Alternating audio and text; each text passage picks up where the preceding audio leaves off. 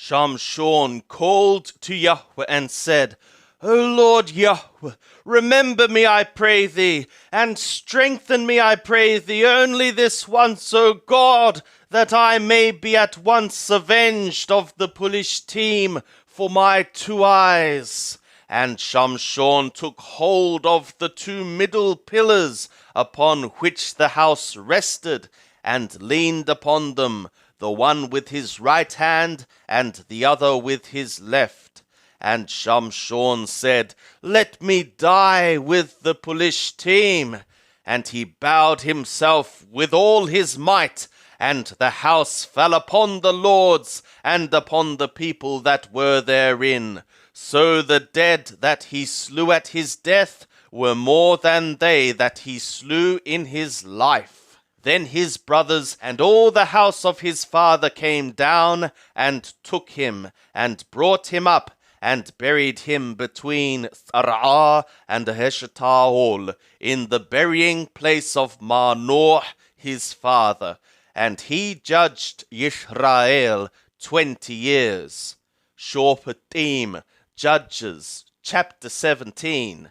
And there was a man of the hill country of Ephraim, whose name was Micaiah. And he said to his mother, The 1,100 pieces of silver that were taken from thee, about which thou didst utter a curse, and didst also speak it in my ears, behold, the silver is with me. I took it. And his mother said, Blessed be my son of Yahweh. And he restored the 1,100 pieces of silver to his mother. And his mother said, I verily dedicate the silver to Yahweh from my hand for my son, to make an engraved image and a cast metal image. Now therefore I will restore it to thee. And when he restored the money to his mother took 200 pieces of silver, and gave them to the smith, who made thereof an engraved image and a cast metal image, and it was in the house of Micaiah. And the man Micah had a house of gods, and he made a ephod and teraphim, and consecrated one of his sons, who became his priest. In those days there was no king in Yisrael. Every man did that which was right in his own eyes.